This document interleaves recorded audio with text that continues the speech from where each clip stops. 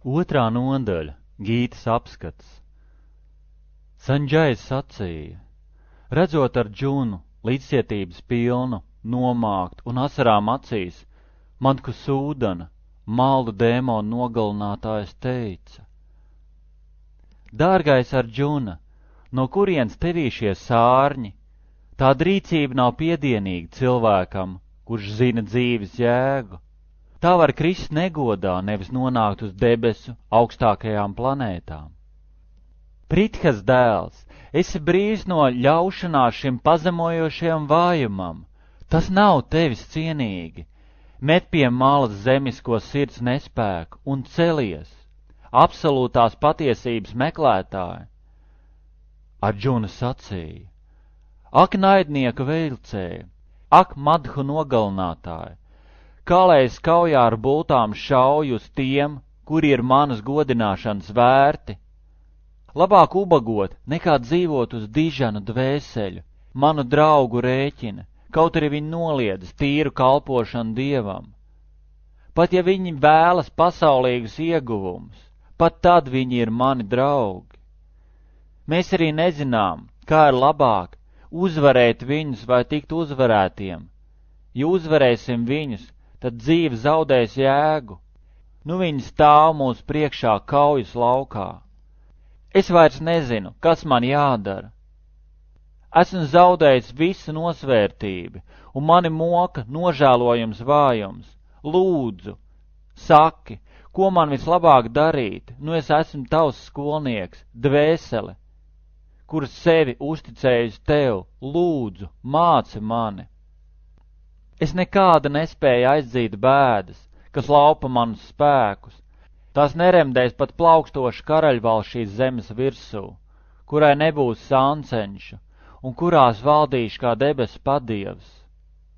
Sanģais sacīja: to pateic Arģuna, netiklo soģis, sacīja Krišnam: Govinda, es necīnīšos, un apklus. Tad Dieva augstākā personība, abu karaspēku vidū, smaidot teica bēdu nospiestajam Arģunam: tu runā kā mācīts cilvēks, bet sēro par to, kas nav bēdu vērts. Gudri ir brīvi no bēdām, kā par dzīvajiem, tā par mirušajiem. Nekad nav bijis tā, ka nebūtu bijis manis tevis vai visu šo valdnieku, un nekad nebūs tā, ka no mums kāds pārstās būt. Kā iemiesotā dvēsele šajā ķermenī pāriet no bērnības uz jaunību un vecumu, tā nāves brīdī viņi pāriet citā ķermenī. Cilvēks ar skaidru un mierīgu prātu ir brīvs no šādas maldināšanas. Kuntīja dēls, laime un ciešanas uz laiku atnāk un noteiktā laikā aiziet, tāpat kā atnāk un aiziet ziema un vasara. Baratas pēcteci, tās rada jutekļu uztvere, tāpēc jāmācās tās paciest ar mierīgu prātu. Arģuna, patiesi atbrīvs cienīgs ir tas, kurš brīvs no satraukumiem laimē un ciešanās, un kurš saglabā mieru un noteiktību abās. Tie, kuri redz patiesību, ir secinājuši, ka nepatstāvīgais, jeb materiālais ķermenis ir laicīgs, bet mūžīgais, jeb dvēsele, ir nemainīga. To viņi secinājuši izpētot abus. Zini, ka tas, kurš caurstrāvo visu ķermeni, ir neiznīcināms. Neviens nespēja iznīcināt nemirstīgo dvēseli. Neiznīcināmās, neizmērojamās un mūžīgās dzīvās būtnes materiālajam ķermenim noteikti pienāk gals, tāpēc cīnies, Baratas pēcteci. Nezina tas, kurš uzskata, ka patību var nogalināt. Dvēseli ir brīva no dzimšanas un miršanas. Tā nav radusies, nerodas un neradīsies. Tā nav dzimusi, ir mūžīga, vienmēr pastāvoša un sākotnēji. Tā paliek mūžīga arī pēc tam, kad atstāj šo materiālo ķermeni. Cilvēks noģēra vecās drānas un ietērpas jaunās, arī dvēsele pametusi vecos materiālos ķermeņus, kas nav derīgi, ieiet jaunos. Dvēseli nav iespējams sacirst ne ar kādiem ieročiem. Tai nav iespējams degt ugunī, samirkt ūdenī vai izkalst vējā. Šo individuālo dvēseli nav iespējams sadalīt daļās, izšķīdināt, sadedzināt vai izžāvēt. Tā pastāv vienmēr un visur. Tā nav mainīga, nav izkustināma un ir mūžīga. Ir teikts, ka dvēsele nav redzama, nav aptverama un nav mainīga. To zinot, tev nav jābēdājas par materiālo ķermeni. Stiprinieki, ja tu tomēr domā, ka dvēsele, jeb dzīvības pazīmes vienmēr dzimst un uz mūžīgiem laikiem mirst, arī tad tev nav iemesls sērām. Kurš dzimis, tas noteikti mirs.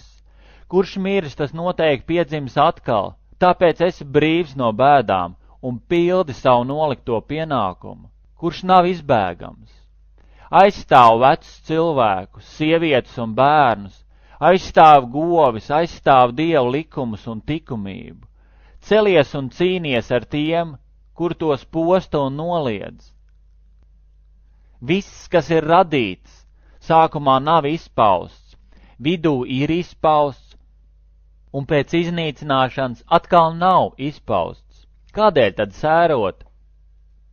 Viena raugās uz dvēseli kā uz brīnumu, otra runā par to kā par brīnumu, trešie klausās par to kā par brīnumi, bet ceturtie, pat dzirdējuši, nav aptvēruši to. Padomā par savu kšatrija, jeb vadītāju pienākumu. Zini, ka tev nav nekā labāka par cīņu reliģijas principu dēļ. No teiktā izriet, ka tev nav iemesls svārstīties vai šaubīties. Pārtha, laimīgi tie kšatriji, kuriem iespēja cīnīties šajā karā atnāk nemeklēta un pavēr durvis uz debesu planētām. Bet ja tu atsacīsies pildīt savu reliģisko pienākumu un atteiksies no cīņas, tad noteikti kritīs grēkā par pienākumu, kurš nav izpildīts, un zaudēsi karavīra godu. Tavs negods vienmēr būtu ļaužu mutēs, un godātam cilvēkam negods ir ļaunāks par nāvi.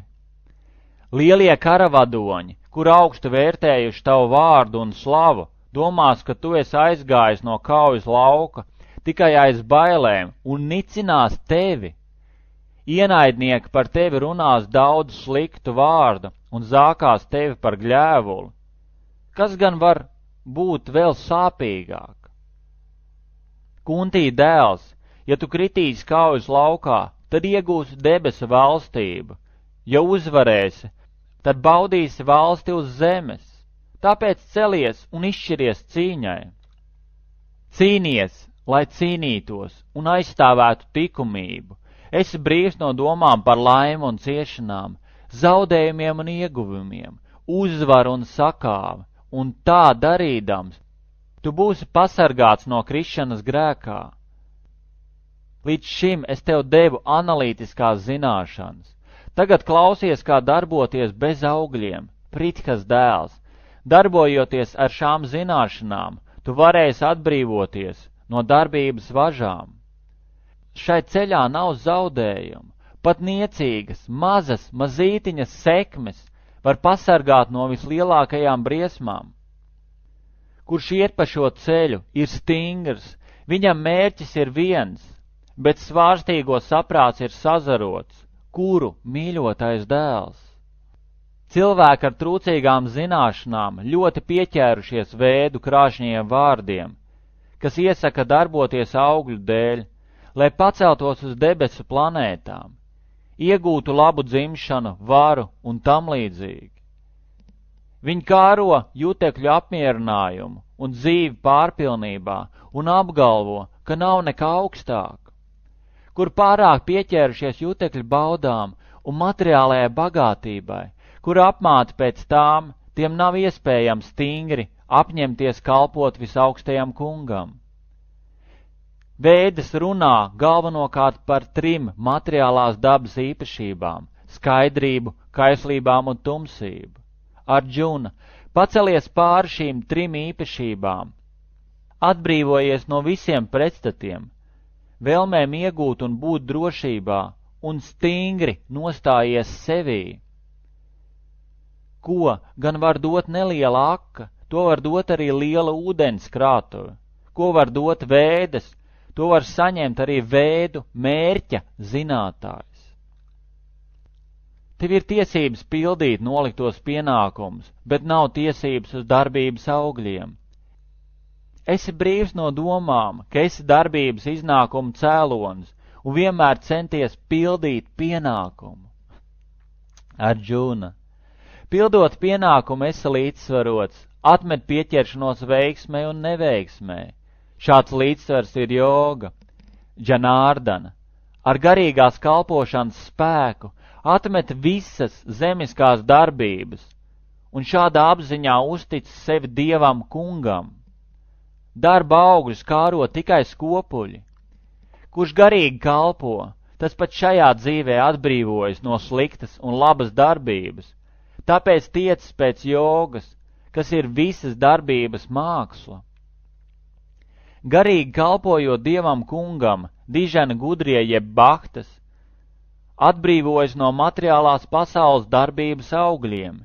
Viņi izkļūst no dzimšanas un nāves riteņa, un atgriežoties pie Dieva, paceļās pāri visām ciešanām. Kad tavs saprāts iziet no biezā maldu meža, tad tu kļūsti vienaldzīgs pret visu, ko esi dzirdējis, un pret visu, ko vēl dzirdēsi. Kad tavs prāts būs brīvs no satraukumiem, ko rada vēdu krāšņā valoda, un tas stingri nostāsies sevis apzināšanās transā, tad tu būsi sasniedzis dievišķo apziņu. Arjuna sacīja: Krišna, kā pazīt to, kur apziņa iegruvusi pārpasaulībā? Kā viņš runā, kāda ir viņa valoda, kā viņš sēž un kā viņš staigā? Dieva augstākā personība sacīja: Pārtha, kad cilvēks atmet visas dažādās prāta sagudrotās jutekļu vēlmes, tad prāts attīrās, roda apmierinājumu tikai patībā. Tad saka, ka viņš ir tīras pārpasaulīgas apziņā.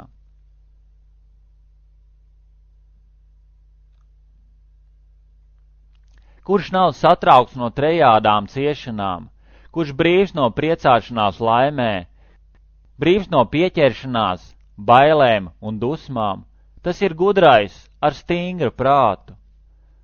Kurš materiālajā pasaulē ir vienaldzīgs pret visu labo un ļauno, kurš brīvs no tā slavēšanas un nicināšanas, tas ir stingrs pilnīgajās zināšanās.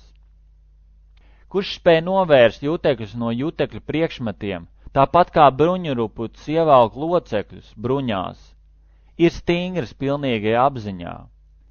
Iemiesotā dvēsele var atturēties no jutekļu baudām, taču tieksme pēc tām saglabājās, bet izjutus augstāku garšu, dvēsele zaudē šo tieksmi un nostiprinās zināšanās.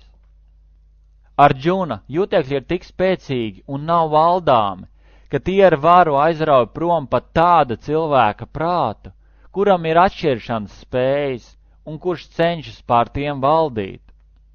Kurš pakļauj jutekļus, pilnīgi valda pār tiem un vērš savu apziņu uz mani, tas ir cilvēks ar stingru saprātu. Domājot par jutekļu priekšmetiem, cilvēks pieķeras tiem. No pieķeršanās rodas iekāre, un no iekāres rodas dusmas. Dusmas rada pilnīgus maldus, un malda aptumšo atmiņu. Kad atmiņa ir aptumšota, zūd saprāts, un, kad zūd saprāts, tad cilvēks no jauna krīt materiālās pasaules atvarā. Bet cilvēks, kurš pilnīgi brīvs no pieķeršanās un nepatikas, un kurš ievērojot ierobežojošos atbrīves principus, spēj savaldīt jutekļus, var iemantot Dieva kunga žēlastību. Kurš ir šādi apmierināts, tas ir brīvs no materiālās esamības trejādām ciešanām. Apmierināta apziņā drīz nostiprinās saprāts. Tam, kurš nav saistīts ar visaugstāko, nevar būt ne pārpasaulīga saprāta, ne stingra prāta, bez kā nav iespējams miers. Bet kā gan cilvēks var būt laimīgs bez miera? Stiprs vējš aizdzen prom laivu, un viens vienīgs juteklis, kuram pievērsts prāts, var aiznest projām cilvēku saprātu, stiprnieku. Kurš attur jutekļus no to priekšmetiem, tas noteikti ir cilvēks ar stingru saprātu. Kas visām būtnēm ir nakts, tas nomoda laiks cilvēkam, kurš valda pār sevi. Kas visām būtnēm ir nomoda laiks, tā ir nakts iekšē redzīgam gudrajam. Okeānu vienmēr pilda upes, bet tas ir un paliek nemainīgs. Tikai tāds cilvēks, kurš brīvs no vēlmju pastāvīgās straumes, var sasniegt mieru, bet ne tas, kurš cenšas apmierināt vēlmes. Kurš ir atmetis visas jutekļu apmierināšanas vēlmes, dzīvo bez vēlmēm un īpašuma apziņas, un ir brīvs no viltus es, tikai tas var sasniegt īstu mieru. Tāds ir garīgas un dievbijīgas dzīves ceļš, pa kur ejot nav iespējams nomaldīties, kurš iet pa to, kaut nāves stundā, tas ieies Dieva valstībā.